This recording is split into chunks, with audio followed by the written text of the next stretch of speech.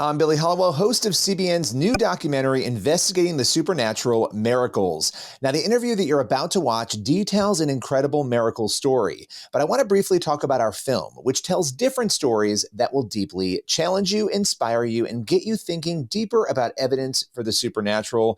Before we air today's interview, please check out this 60-second trailer for investigating the supernatural Miracles. You can head on over to cbn.com/supernatural to watch the film. Here's the trailer. I got out of my patrol car and I slipped. I went from having a promising career as a neuroscientist to having a medical death sentence. I said there was nothing else that we could do. There was no heartbeat. Time of death, 8:05. Are miracles real? Do they happen today? Let's investigate. A lot of skeptics will say, well, miracles are impossible. Why? Because they violate the laws of nature. You can't violate the laws of nature. People would pray for me, and sometimes it felt like this power that just zapped me. When I woke up, she says, "Can you do anything that you didn't do before?" I looked at my hand that was clutched. I said, "Hand, move." He's dead. It's over. I said, shock him one more time. Well, maybe it happens, maybe it doesn't. Let's look at the evidence.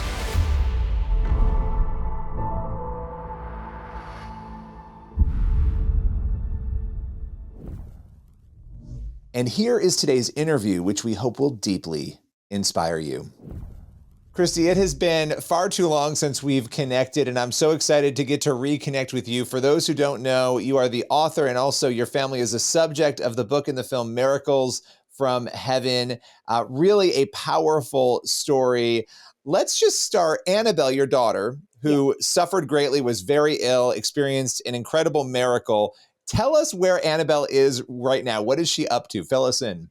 Annabelle is finishing her, I was going to say her last, but she's a senior at Hardin-Simmons University in Abilene, Texas. She is finishing up.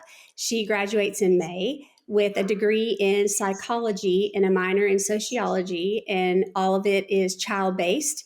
And her goal is to be a child life specialist, and her heart's desire is to end back up at Cook's Children, where everything began for her.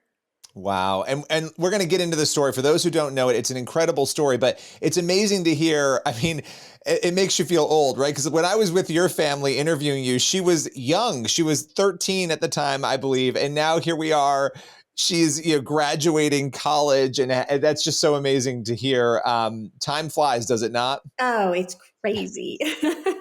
So let's get into the story, because as I mentioned, Annabelle suffered greatly.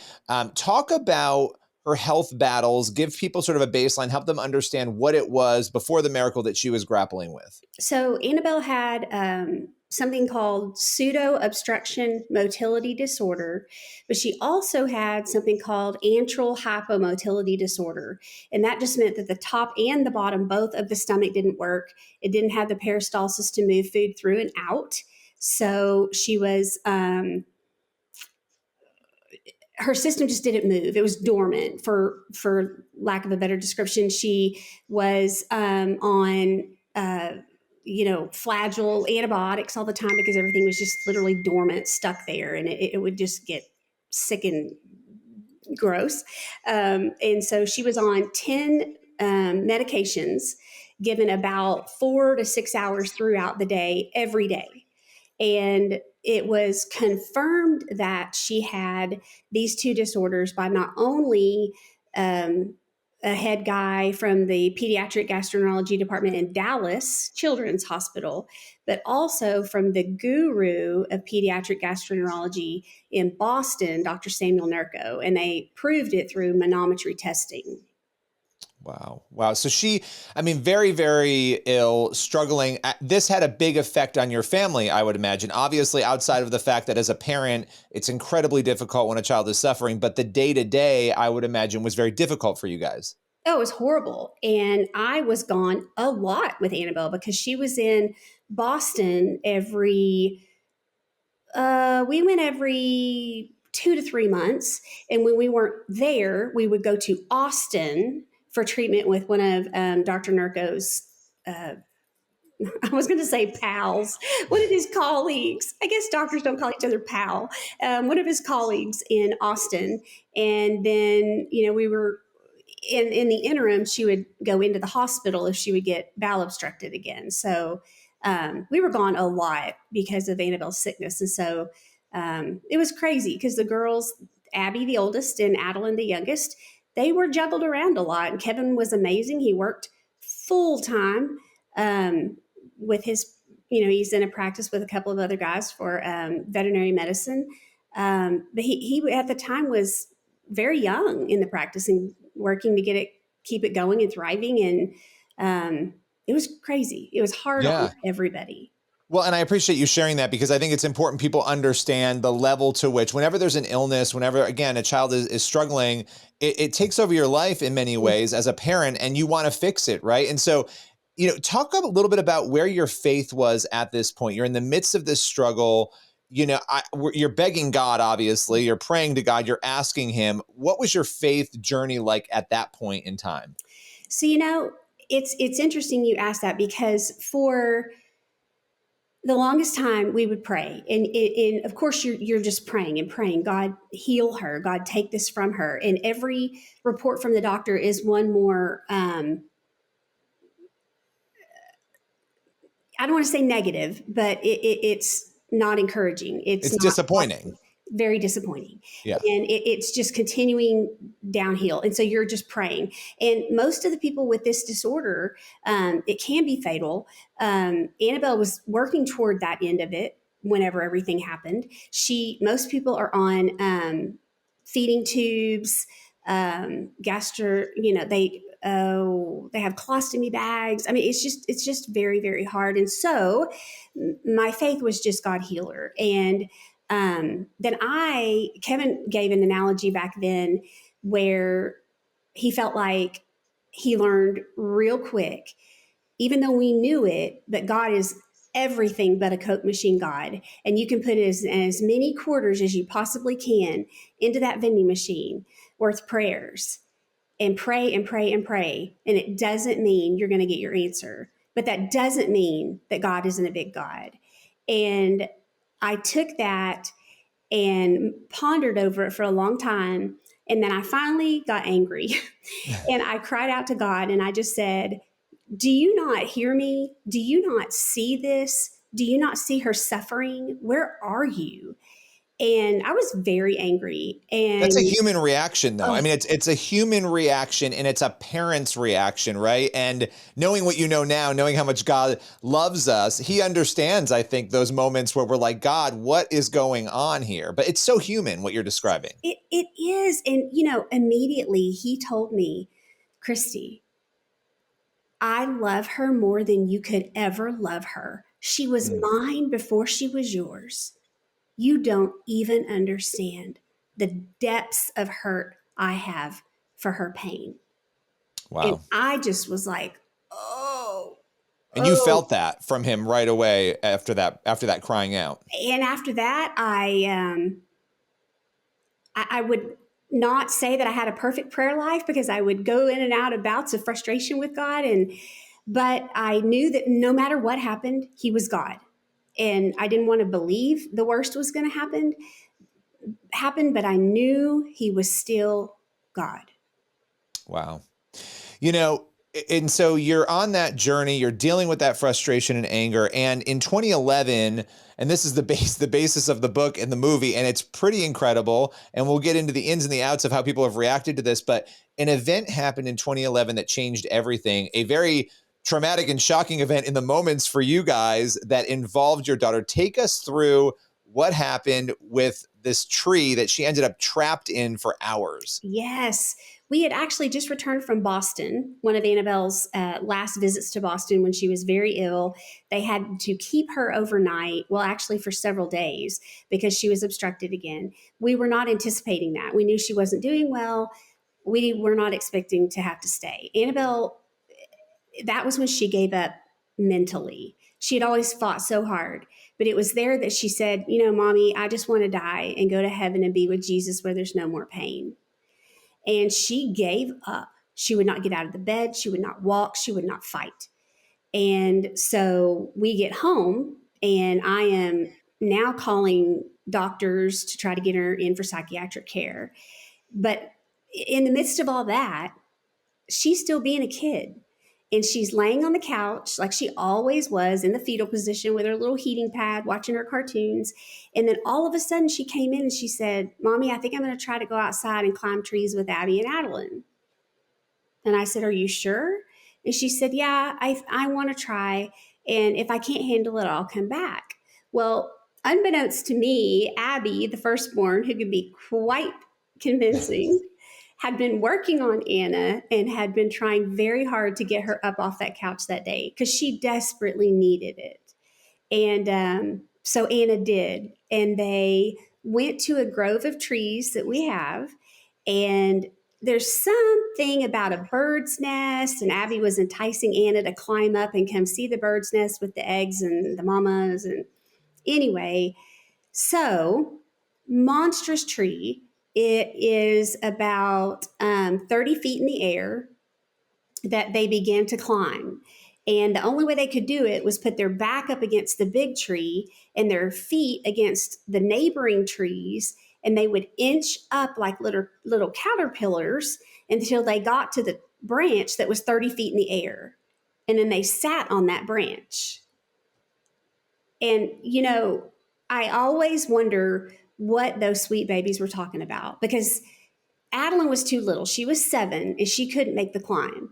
Anna was 9 and Abby was 11. And Abby, you know, helped Anna make the climb.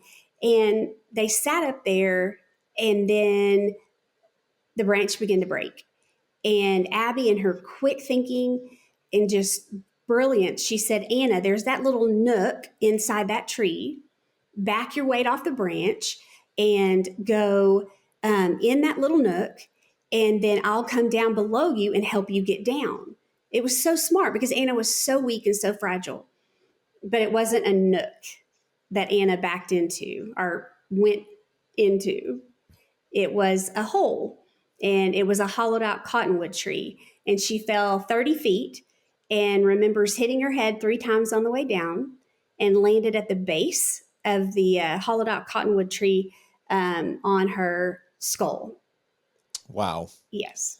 And this is the part of the story, obviously, as a parent, finding out that this has happened, and we'll get into that she's inside this tree. She has all these health issues that are going on.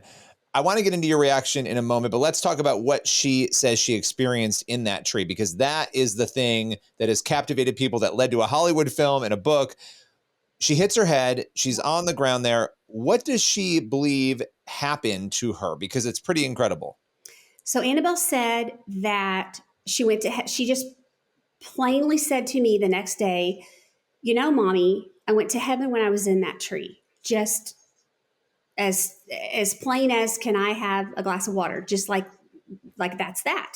And so she told me that she sat on Jesus's lap, and she said, I want to stay with you. And he said, I know you do, but I have plans for you on earth that you cannot fulfill in heaven. But when the firefighters get you out, Annabelle, there will be nothing wrong with you. So he told her she would be healed. He absolutely did. He absolutely did. Now, when she told me this, in my very short, limited mindset, I was so grateful she didn't die from the fall, because they kept telling us there was life flight on the ground waiting to take her away. And all the firefighters, paramedic, everybody, and they were saying, Mom, we just want to prepare you. We've never had a child fall 30 feet and not suffer paralysis or broken bones. And you have to remember, for a long time, which is the time we speculate she was having the heaven experience, she was non-responsive. We didn't know if she was dead or alive. How many hours? Was it 5 hours that she was in the tree? From the time that Abby said she went in the nook to the time they got her out, it was 5 hours. But I think firefighters said, I think from their arrival to their departure, it was more like 3. Wow. I mean, it's 5 minutes is too long to have your kid trapped in a tree, right? So I want to get more into the heaven part, but when you found out, so you're in the house at this point, when you found out she was in the tree, what went through your mind? I mean, what are you thinking? So the girls, on Anna's good days, they would climb trees all the time, all over our property. And I thought Abby said she was stuck in a tree because that's what she said. So I was like, okay, I'm coming. And Abby was just hysterical, pulling and pulling. And that wasn't Abby's disposition. So I was finally like, what is going on? And she said, Mom, you don't understand.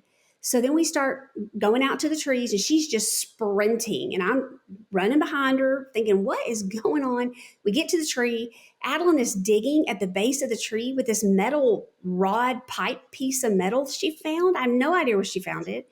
And Abby is screaming, get her out. And I keep asking, where's Anna? I'm looking up and around and they both scream in unison and point. She's in the tree. Abby grabbed me, pulled me around to where the hole was on the other side and said, Mommy, she went in the tree. And then the reality just hit me. Wow. And okay, so the reality hits you. You're in crisis. You guys are waiting for the firefighters. They come. Yes. So let's flash forward to the rescue. She obviously is rescued from this. She's not paralyzed. She doesn't have any of the things that they're warning you. They're like, we've never seen a kid go that many feet down, hit their head, not have injuries. Nope. Obviously, you were grateful at that point. When you said it was the next day that she started revealing these things that had happened, did you believe her initially? Like what were you thinking as she's telling you this? So I thought, at first, honestly, I thought, how hard did she hit her head? Right. They ran every CAT scan, MRI, every test you can think of, they ran it because they could not believe that she didn't have anything wrong with her. In fact, they kept her overnight because they thought perhaps they were missing an internal bleed or something like that. So I was thinking, okay, maybe she just really hit her head hard. But then she starts to describe the things that she saw and the things that were said to her. And there is no way this child made it up. The words that she used, her disposition, her attitude, it was very much like, you can believe it or not. I don't care. I lived it. But it wasn't all at once. Anna would just share it in little pieces over time. So it took about 2 weeks to get the whole experience from her. Wow. And, because she didn't, from what we know, she didn't flatline or die during that time. Yes, right. This is the interesting debate about these experiences. And I actually this is my view. I don't think it really matters, right? Yeah. Did the person physically go? Did God give them a vision of it? Is it, Yeah. and people will haggle and debate and fight over this. The reality is, Yes. if these things are true, then God is having this interaction intentionally with the person. I don't know if you want to reflect on that at all, but I know this is often talked about in these stories. Oh, mercy. It is so true because we have never declared that Annabelle died. We have no reason to medically think that or declare that. We never have declared that. But we have had many people say that, or not many, but the pushback we have received have often been from believers who have said it's biblically inaccurate, that God doesn't, there aren't miracles involving heaven since the Old Testament, since Jesus, went to prepare a place for us. Just all the things you could think of, an argument could be started about it. We've had a lot of pushback about that. Yeah. Well, it's interesting. I mean, when you have this discussion about dreams and visions and, when we say, well, this doesn't happen anymore or this, it's like, well, where is the line on that, in scripture that people see? A, but B, I mean, the Bible is filled with all sorts of dreams and visions and God reaching people in all sorts of ways that would seem very strange if they happened today to people. But yet we believe, and in fact, there are plenty of claims today, even in the Middle East, for instance, that Jesus appears to people, not just in dreams in the Middle East, but that he actually appears to them in the room with them, right? Physically. So these are things that actively happen today. What has it been like to receive, and then I want to get back into the story, but I think we're on this topic, it's important. Yeah. And I deal with this too, talking about miracles. What is it like to receive pushback and claims that you're lying or trying to monetize or making it up? I mean, because that there's a lot of people who love the story, but then there are those people in the church sometimes. How do you navigate that? It was hard. One of the first negative comments I got was someone told me to my face that I was pimping out my children for money. Wow. Yeah. And I went, what? But that was something Kevin and I had prayed hard about, publicly coming out to share this story. And I was like, I don't understand. I don't understand what that means.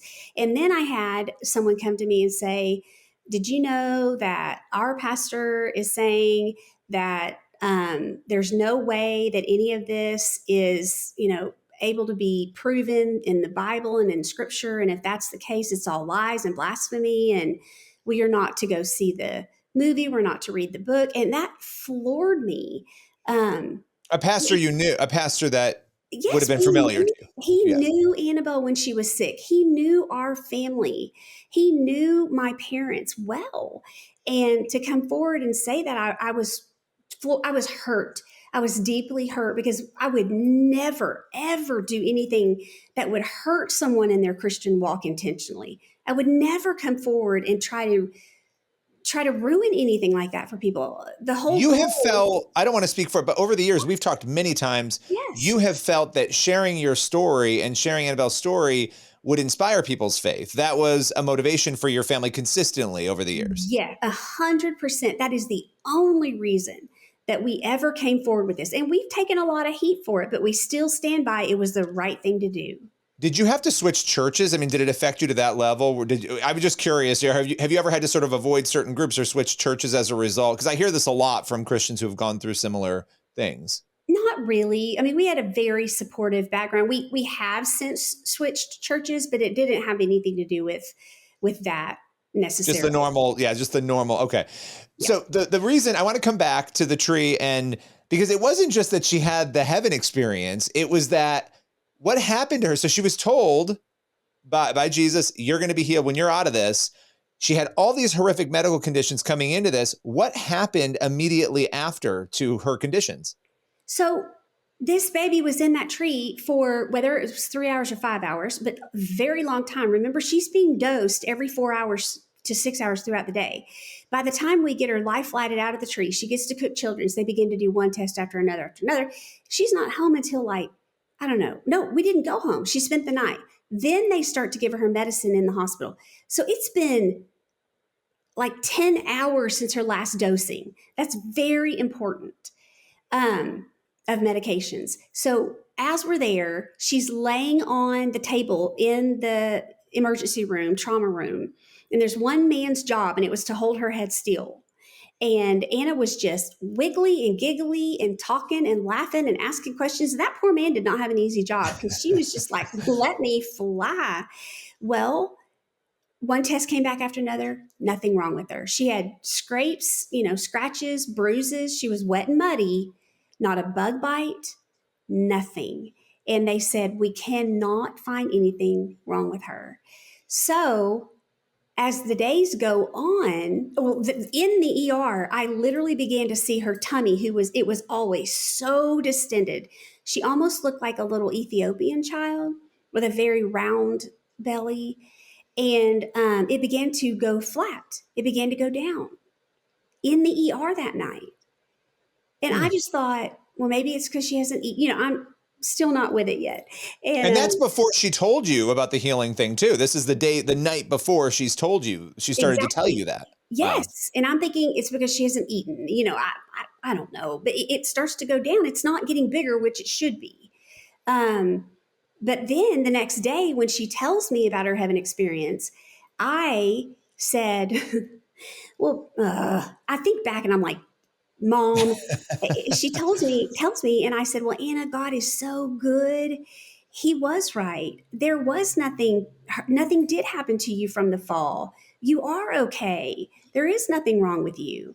And she just kind of looked at me like, you don't get it. Anna's the sweetest little soul. So she'd never say anything ugly, but she was just kind of like, you don't get it. And she walked off. I told Kevin's mom right after that, because we saw them.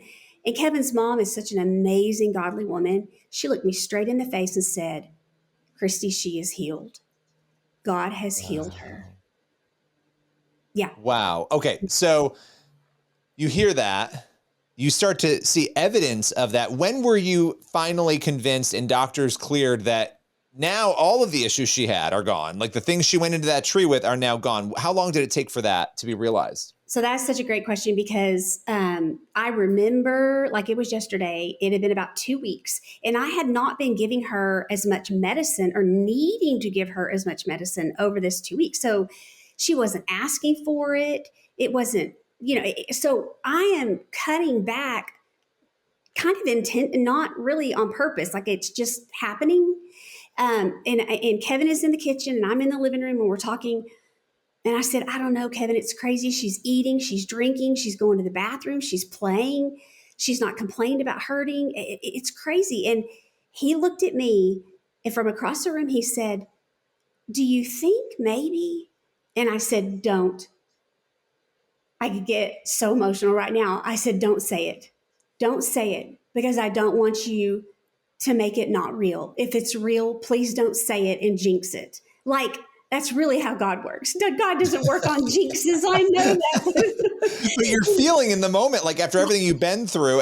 Anybody who's had a child who's sick understands this. Yes. I understand exactly what you're saying. Yeah. So I was so just desperate not to go back there. But it was just impossible to not believe and claim. And then after that 2 weeks, we went to the doctor in Austin and he did a full eval on her and he said, Mom, I sure am glad she fell in that tree because she has amazing bowel sounds and I can't find anything wrong. Everything looks great today. You can start backing her off all her medicines. So, Wow. Yeah, then we went to the big dog doctor, Dr. Nurko in Boston, and he did a full eval on her. He hadn't seen her now in months, like probably 6 months. And he was shocked and overwhelmed and just, he couldn't believe it. He couldn't believe the little girl he saw that day. And what has her health been like since? Amazing. She is on 0 gastrointestinal medications. Her system works perfectly. She eats what she wants when she wants, has 0 gastroenterology issues today. None. She is the only child on record to have ever been healed fully from pseudo-obstruction motility disorder and antral hypomotility disorder. How has this changed your faith and your family's faith? Because I can't imagine you walked away from this the same person in any way. No. And it's so funny because when things come along in life, as they do, and they will, there's always hard times and dark days. I just find myself getting caught up in it and I'm overwhelmed and I'm praying and I'm like, God, what is happening? What do I say? What do I do? Where do I go? And then I remember, this is such a little fish and you are such a big God. And I just trust you. I just trust you. And if it doesn't end the way I want it to end, I still trust you because no matter what, you have got this beyond any expectation I could possibly want or have. I love this. And I love that I so appreciate that you shared the story here with us today. And I'm sure I'll be having you back again soon because it's just an amazing story. Where can people go if they want to get the book, if they want to maybe even have you come out and speak? Is there a place you could send them to get more information? Absolutely. ChristyBeam.com. We have a website there and you can go in and click on a link and you can email back and forth with me and you can send me a speaking request, and we will work out the details. I still love traveling and sharing our story. It is just, I love it. It's just so fills my heart. And what else? We have a Miracles from Heaven Facebook page and an Instagram page, and we're reachable. We're out there. We love to visit and talk to people and hear about their amazing stories as well, because God is still in the miracle business. He is a big, mighty God. I love that. And that is a great place for us to close today. Thank you so much for sharing with us. Of course. Thank you for having me.